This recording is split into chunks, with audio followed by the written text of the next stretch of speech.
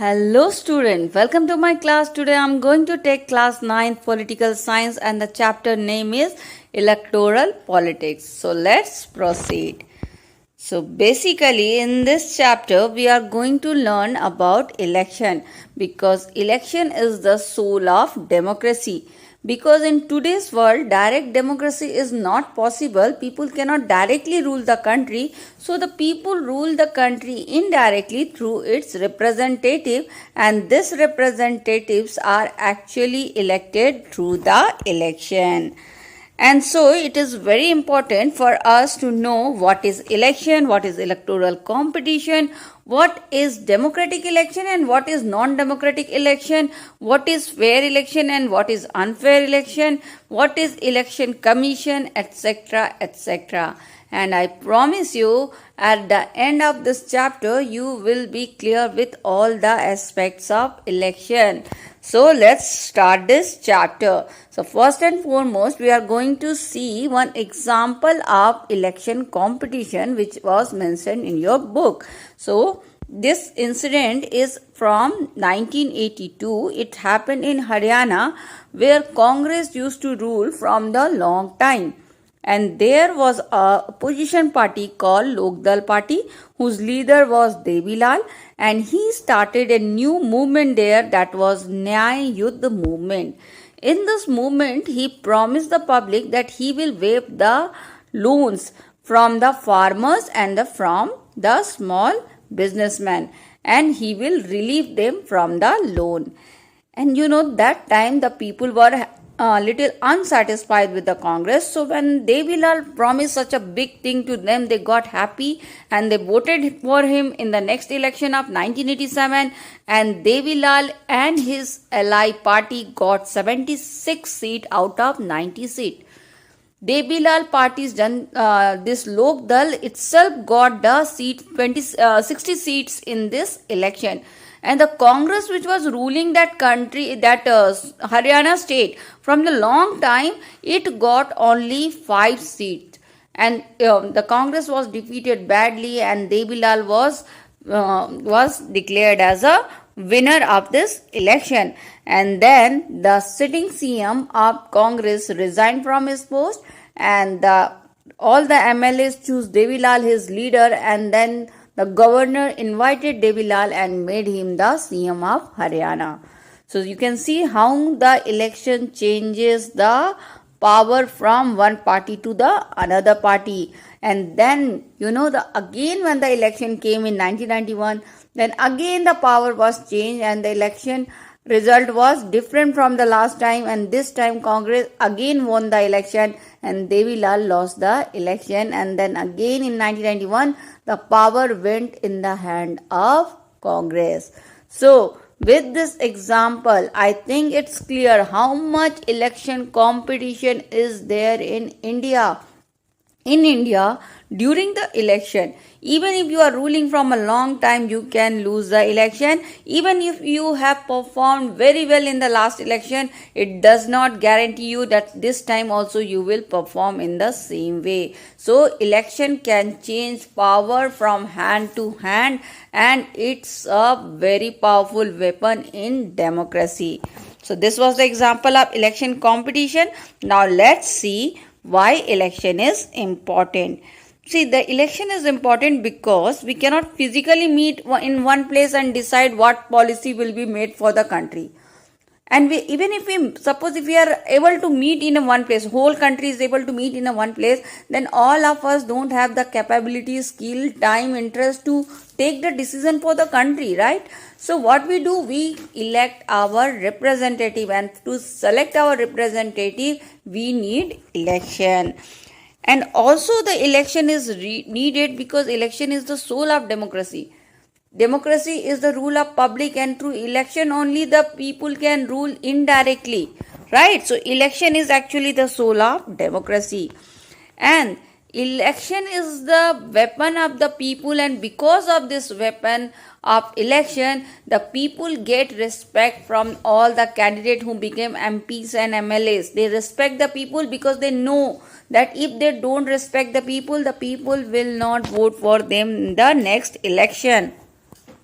Election is also needed to change the representative. If suppose I selected somebody and that person is not behaving properly, I can change that person in my next election. I can change my vote in the next election. To change my representative or to change my vote, I need a election at a regular interval. And also election is needed because it is through election public express its opinion that which party it like, which policy it like, what the public want. All this opinion of public is expressed through election, and that's why election is very important in democracy. Now let us see what make election democratic. See, the election is conducted in a democratic country and also in the non-democratic country. But the election which is being conducted in the country should be perfectly democratic. Otherwise, if the election is not democratic, the government will not become a democratic and the democracy will lost all its meaning. So election should be democratic, and to make a election democratic, we need some criteria. And what are those? In this democratic election, everybody should have right to vote. That means universal adult franchise should be there. Means everybody who has attained the age of adult age, like in India we have 18-year age.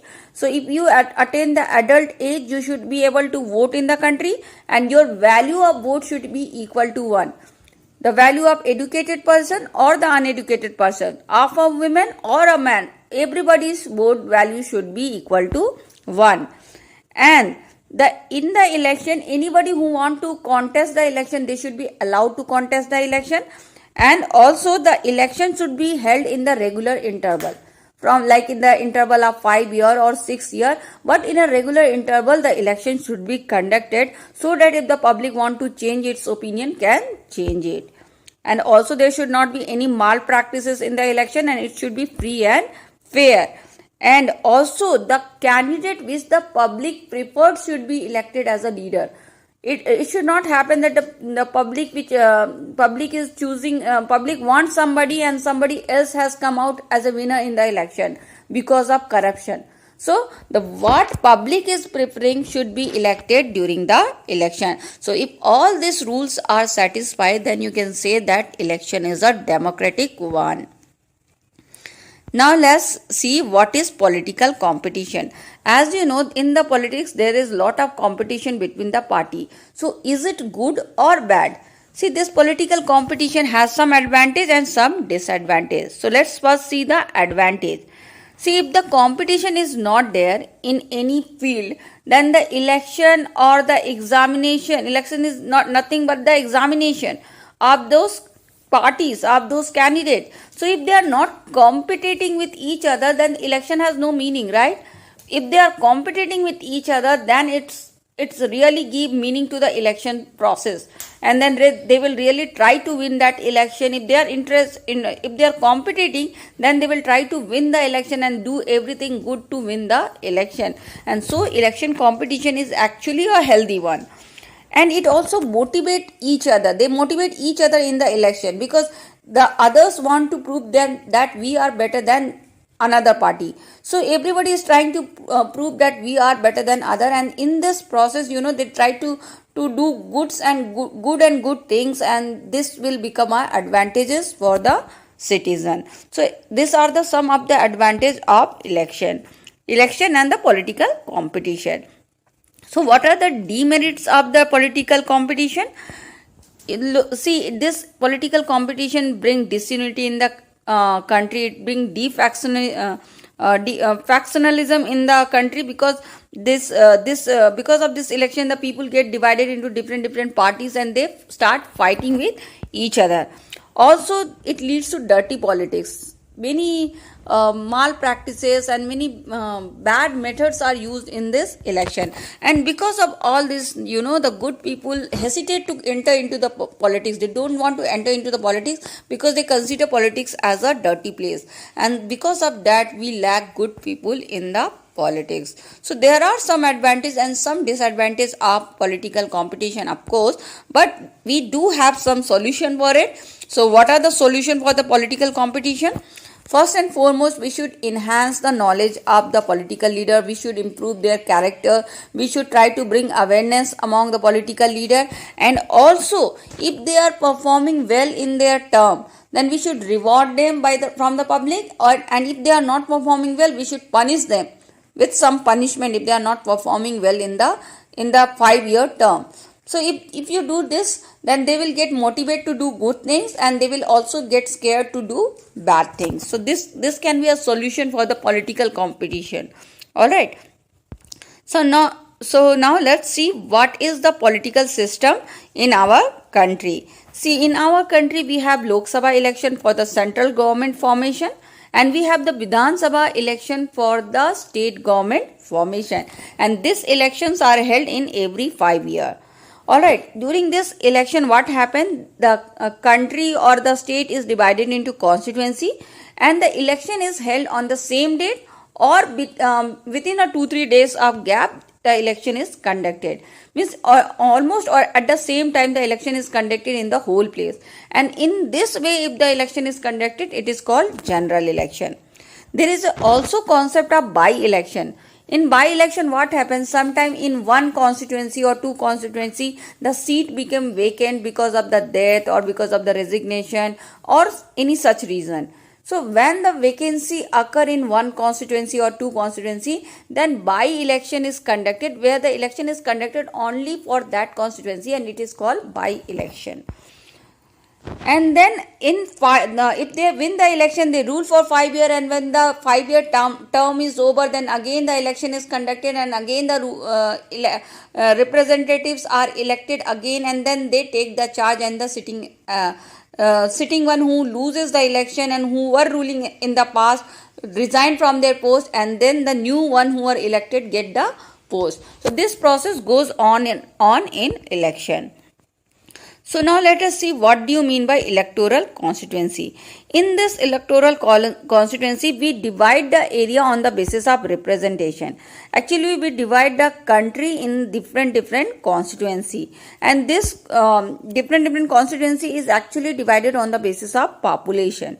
In Lok Sabha election, we divide the country into 543 constituency, and from this 543 constituency, whoever get elected becomes the MPs. MPs means members of parliament, and sit in the parliament of center government. And this is actually, this constituency division is done on the basis of population. So why it is done on the basis of population? Because you must be remembering we studied some points in the democratic election. What are the points which make the election democratic? In that democratic election, we saw one point that everybody should have right to vote, and value of each vote should be equal to 1. To respect that point, we are dividing the constituency on the basis of population. Because see, suppose in the population is not even in our country. In some places you have more population, in some places you have less population. Suppose if we divide the constituency area wise, suppose in area X only 5 people are living, and in area Y 25 people are living. And if from X also we elect one representative, and from Y also we elect one representative, then what will happen? In X area where the 5 people are there, their vote value will increase. Alright. But in the Y area where 25 people are living, their vote value will decrease. So both vote value of X and Y region will not be equal to 1. So that's why we don't divide the constituency on the basis of area or on the basis of state. We divide the constituency on the basis of population of India, so that each and every person in that population get the value equal to 1, so that their vote value remain same for each and every person in the country. And to respect that only, we are dividing the area on the basis of population. So roughly the population of each constituency is equal. All right. And because of that, you can see that in some state you have more constituency, in some state you have less constituency, because in some state you have more population and in some state you have less population. That's why in some state you have more constituency and in some state you have less constituency. You can also see that some constituency are big in size and some constituency are small in size. It is also because the population is roughly equal in both the places, and we divide the place on the basis of population and not on any other criteria, so that we can respect the motto of our one vote value to each person. And similarly, in the Vidhan Sabha election, in the central government election, that is Lok Sabha election, we divide the country into constituency. In the Vidhan Sabha election, which is a state government election, we divide the state into constituency, and when they win this election, they become the MLAs. And similarly, in the local government election, for the Panchayati Raj and for the municipal corporation, we divide the local area not into constituency but into the wards. We divide the villages and the towns on various on different wards, and then we conduct the election. So now let us see what is reserved constituency. So we have seen constituency. Now we will see what is reserved constituency. Reserved constituency, actually what happened when our constitution maker were making the constitution, they were quite worried about the weaker section of the society.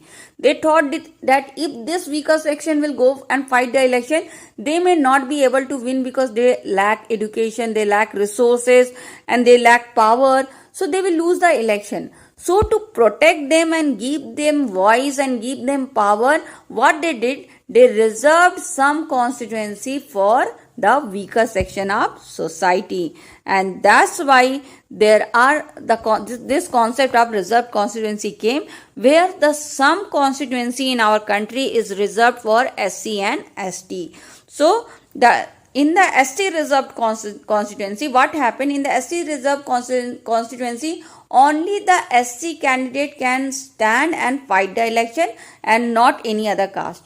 Similarly, in the ST reserved constituency, only ST can stand and fight the election. So in the 2012 Lok Sabha election, what happened? 84 seats were reserved for SC candidate, and 84 seats were reserved for SC, and 47 seats were reserved for ST candidate. And this reservation seats were given on the basis of the share of their population. Means if suppose, for example, if they form 10% of our total population of India, then 10% seats were reserved for them. Alright, so same way, if these seats were given to them on the basis of what is their share on the population of our country.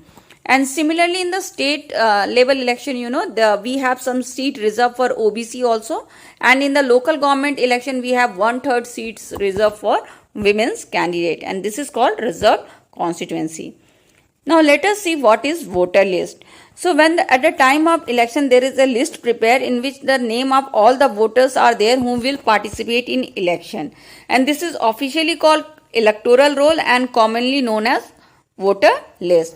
In this list, all the people who have attained the age of 18 or who are above the 18 are given the right to vote for the coming election, and this right is given irrespective of any discrimination. No discrimination is done in this. Only some criminal peoples or some unsound mind people are not given the place in the voter list. Otherwise, everybody get the name in the voter list. And the government update this list every 5 years. In every 5 years, those who attain the age of 18 are included in the voter list, and those who have died or moved out from this constituency are removed from the voter list. So this voter list is updated every 5 years. And this voter list, voter card is given to them. Voter card is given to every voter list person, and the people are asked to bring this voter card during the election polling time. But it is not compulsory, but if they have some other identity card also, it will work. But if they can use this voter card also as an identity card for voting in the election. And now let us see the nomination of candidate. So in nomination of candidate is that one who want to fight the election have to file the nomination form. And in this nomination, anybody who have attained the age of 25 and above, they can fight the election in our country, and they can fill the nomination form. And when they fill this nomination form, everybody is allowed. Only some criminals, in the extreme cases, they are not allowed. Like there is something really criminal cases is going against them, and we have the proof, and it is proved already actually, then they are not allowed to fight the election. And this sometimes, political party give their candidate for to fight the election. They give tickets, the party tickets to some candidates, and whoever they gave this party ticket, they used to give them support and symbol and political, the party support, party symbol, and every help to that person who is fighting the election on behalf of that party. If you don't get party support, you can also stand in the election individually also. So the candidate, when fill the nomination form, they have to give some money as a security to the election commission, and this all these guidelines, deposits are according to the Supreme Court direction. All this direction of how to fill the form and everything this direction is given by the Supreme Court of our country.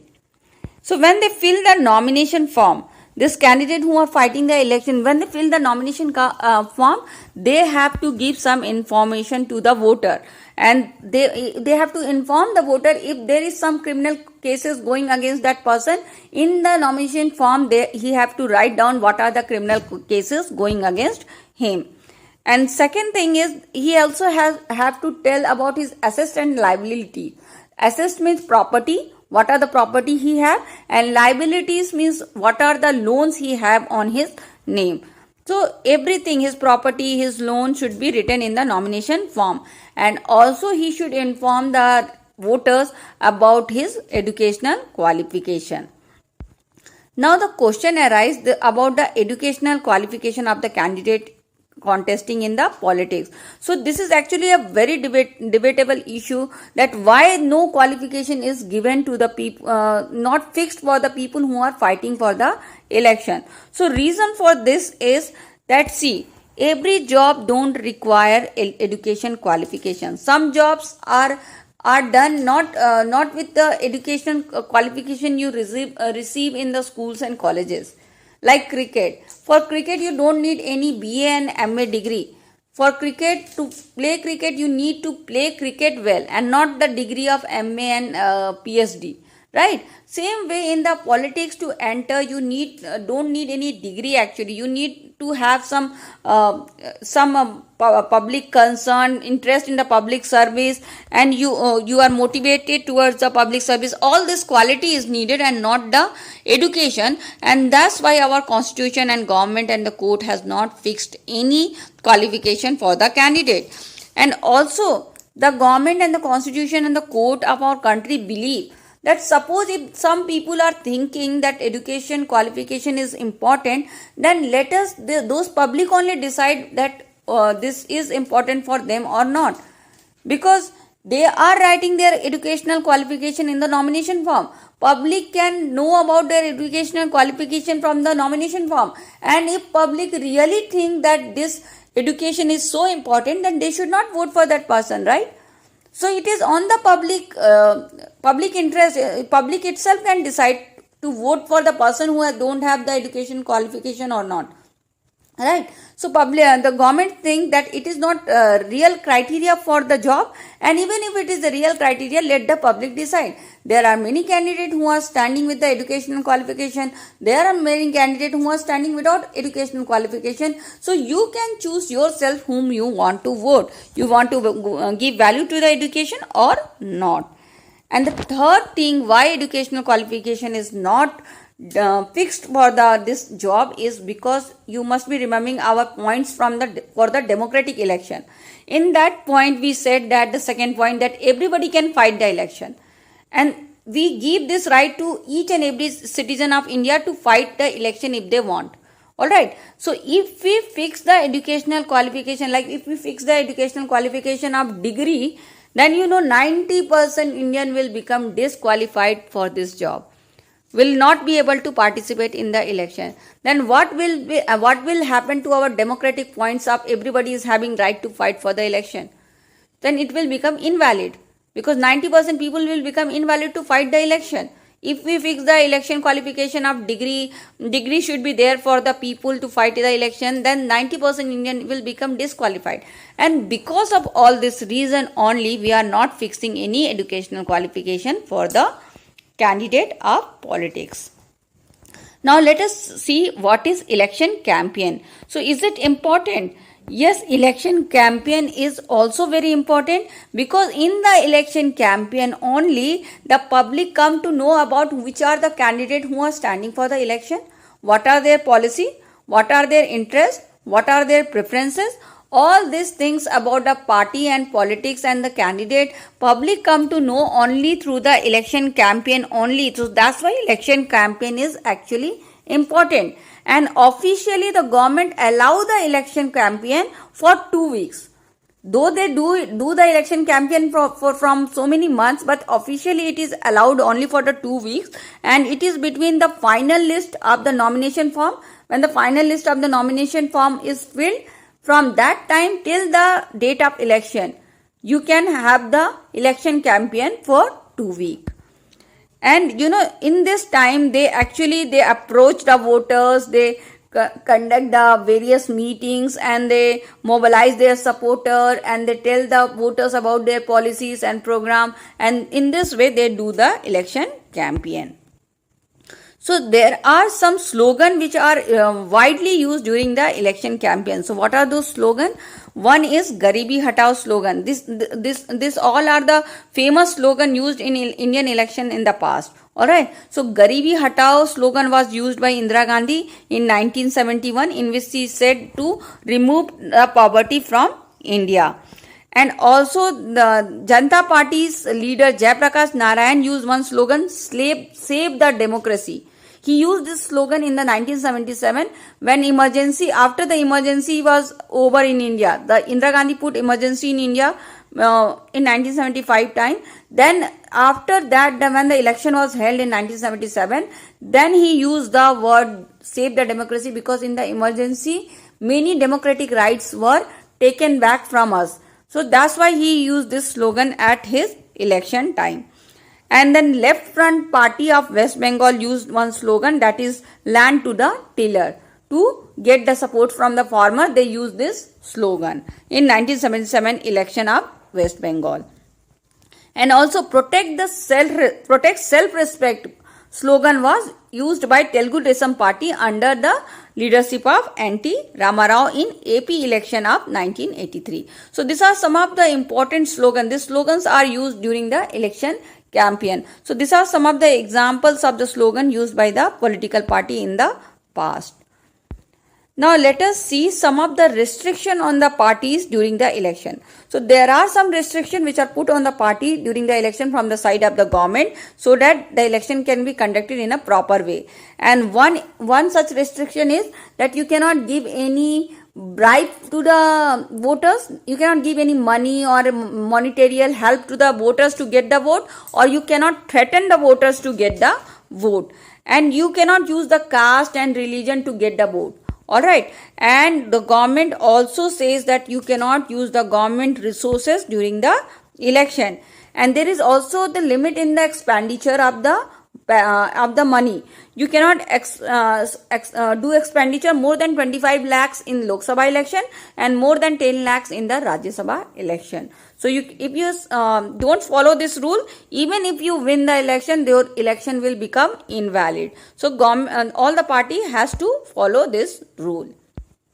Apart from this rule, there are some code of conduct fixed by the political parties. They mutually fix this rules, and they used to follow this rule. And one such rule is that they will not use any worship place for the propaganda. Like they will not use mandir, masjid, gurudwara. The worship place should be put out from the politics.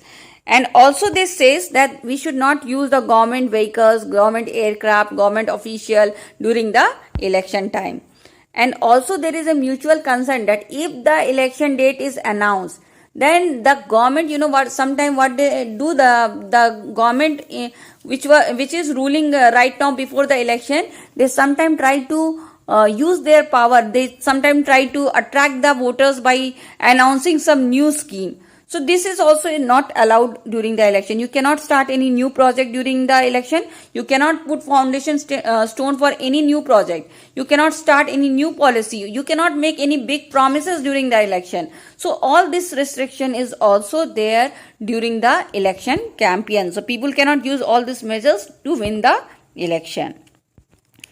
So now let us see about polling and counting. See, the voter list is prepared and the election campaign is done, and then the final day of voting come. And when the final day of voting come, the voter list is prepared and the final day of voting has come, then the voter used to see on which polling booth their name has come.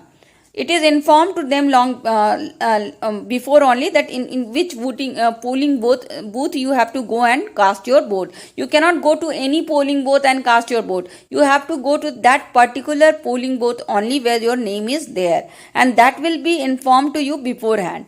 So you have to go to that polling booth, and that polling booth will not very far away from your houses. It will be nearby your house area only. And this polling booth is mostly the government schools and the government offices are made into polling booth. And when they go to the polling booth, the voter go to the polling booth, the election officer identify that voter, it put a mark on his finger, and then he allow him to cast his vote. And during all this time, what happened, in the polling booth, all the candidates who are fighting the election, they put one agent in that polling booth. The agent of those candidates who are fighting the election sits in that polling booth also. They don't disturb the voter, they don't say anything to the voter, but they can sit there and watch that if the election is going in a fair way or not, if any malpractices are used in the polling booth or not. So candidates, agents, the candidate who are fighting the election, their agent can sit in the polling booth and watch the process of election. And then after the polling is done, polling is actually done in the ballot paper in the past. They used to give one ballot paper was given to them in which all the candidate name is there, all the symbols are there of those candidates fighting the election, and they used to put a stamp on their preferred candidate and its symbol in the past. But nowadays they use the EVM machine. In the EVM machine, your candidate name and his symbol come, you just have to press the button. And so when all the polling is done, everybody has casted their vote and time is over, then this EVM machine is locked and it is taken to one secure place which is decided by the election commission. And in that secure place, EVM machine is kept, and on the fixed date which is decided by the election commission, that EVM machine is open and then the counting of vote is done. And when this counting of vote is done, then also the agents of the candidates who are fighting the election can sit in the counting center also to see whether the counting is done in a fair way or not. And then after the counting, the result starts coming and it is publicized in every media, and soon the people come to know that who is going to win the election. So are the election too expensive in our country? Are we spending so much money in the election? So for this we can analyze, like in 2014 election, the government has spent 3,500 crore rupees in the election of 2014. It means it has spent 40 rupees per voter. If you divide the total voters of our country by this 3,500 crores, then you will get 40 rupees each voter. So this much money the government is spending. Apart from government expenditure, the parties separately also spend so much money in the election. The total money spent by the different parties was 30,000 crores, which is 500 rupees per voter. So this much money is spent in our country, and this is of course a big amount and a burden in a country where there is lot of poverty and unemployment and hunger. So of course this is a problem, but if you compare this expenditure of government with the other expenditure of the government, like if you compare, in the 2005, 3,000 rupees was spent to buy the 6 nuclear submarine. Alright, In 2010, 20,000 crore were spent on the Commonwealth Game, which was held in Delhi. So you can see the other expenditure of the government. So if you compare the expenditure of the election with the expenditure of the game and the nuclear submarine, then you will feel that okay, this is not actually a big amount. It is done for the election, which is going to decide the future of our country. So if you compare this expenditure with the other expenditure of the government, you will not find it very expensive. So it can be done in the election with some restriction. So what make our election democratic? See, this is questionable. Is our election really democratic or not? So there are some issues which arise, and that's why these issues come with whether our election is democratic or not. Like there are sometimes, in the voter list, the genuine names are not there and false names are there in the voter list. So you can see such issues during the election time also. Sometimes the government misuses its power and money to win the election. The government officers are used in the election, and then sometimes the rich candidate use money to gain the vote, and sometimes there is also the voters are given bribe and voters are given threat to give vote for a particular party. So this all is happening, of course, but this is not happening in a big way. It's not happening on a wide scale. So we cannot say that yes, this is happening at a big scale and our full election is a waste.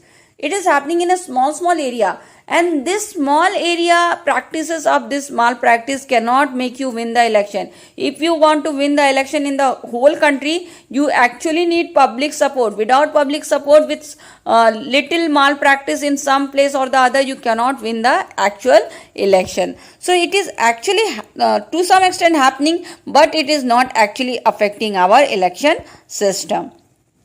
So what make our election fair? How can you say that Indian election system is a fair? The first reason why we can say that our election system is a fair is Independent Election Commission.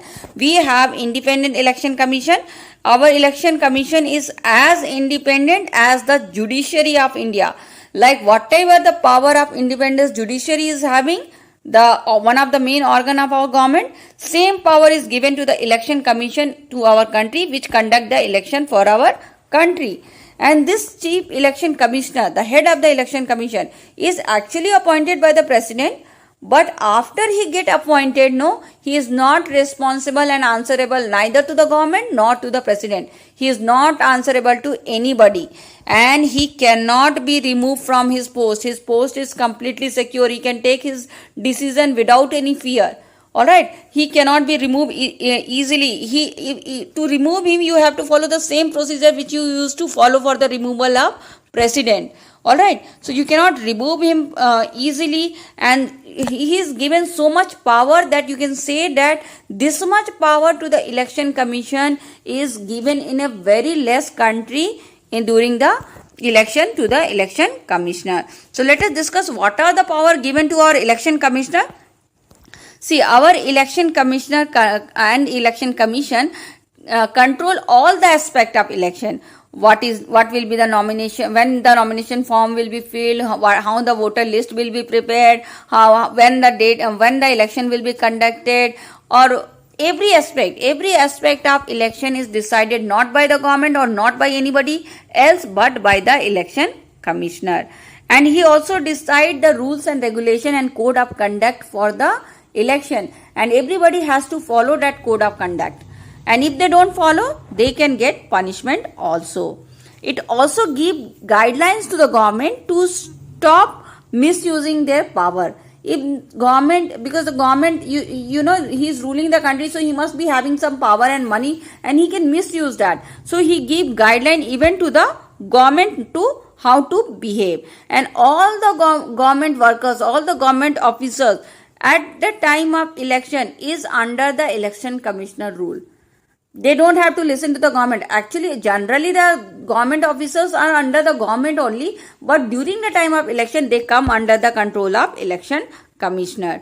And if they find any malpractices is used in the election and anybody has done wrong thing, then they can punish the defaulter also. So these are the power given to our election commission, and this make our election commissioners quite powerful, and because of that, our election is conducted in a fair way. And there is also second reason which make our election fair, and that is popular participation. The how successful the election is, what is the good quality of election can be judged by how many people are participating in election.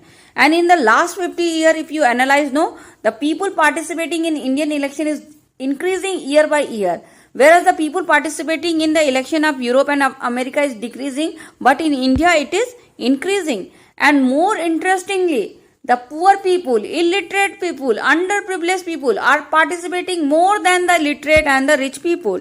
And they give lot of importance to the election. Election is actually the life of the people of India. And from every 7 person in India, 1 person out of 7, 1 person is definitely in India, 1 person out of every 7 is actually the part of any political organization or the political party. So this much interest our people are taking in politics, and it is because they find the election fair. And the third reason how you can say that election is fair is the acceptance of the election outcome.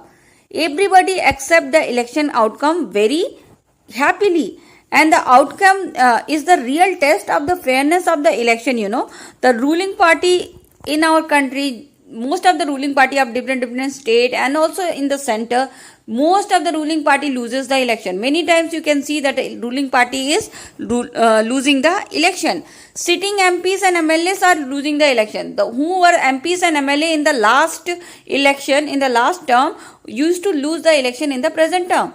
So if the ruling party is losing the election, if the MPs and MLA, sitting MPs and MLA are losing the election, you can clearly say that their power and money is of no use.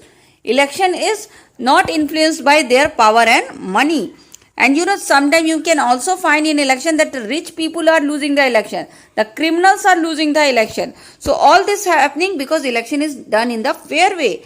And also you can find that most of the election outcomes are accepted by the defeating party also happily. They used to consider that okay, this is public verdict and we accept it happily. Very few people complain that this election is not fair. Otherwise most of the people accept the election outcome happily. So this shows that our election is fair.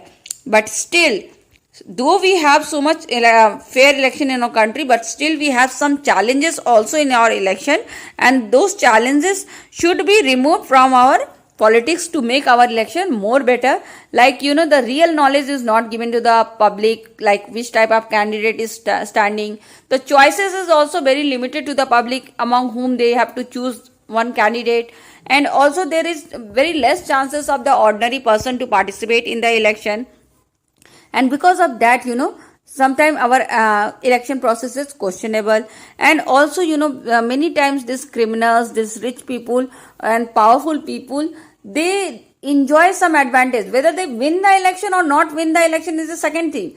But during the election process, they enjoy some advantage during the election time. And sometimes, these criminal people, they used to force the right person to move away from the election. They don't allow them to enter into the politics. And this innocent people, the sincere people, out of the fear of this criminal people, are not able to fight in the election. And there are some family who are dominating the politics of India, like Gandhi family or the Yadav family in the UP side. So all this family are dominating. Some families are dominating our political system, and there are very less choices to the public of our country. And the small party, individual candidate, they are facing so many problems and disadvantages in the election process. So we can say that of course our election is fair, but still we have some challenges in our election process, and this should be removed and reform the election process of our country so that our election can become more and more democratic, and this will lead to the form of better government for our country and lead to better development of our country. So I think that's all for the today's chapter. I hope you understand this chapter. If you understand, guys, please subscribe my channel MP Social View. Thank you, student. Thanks for watching and happy learning.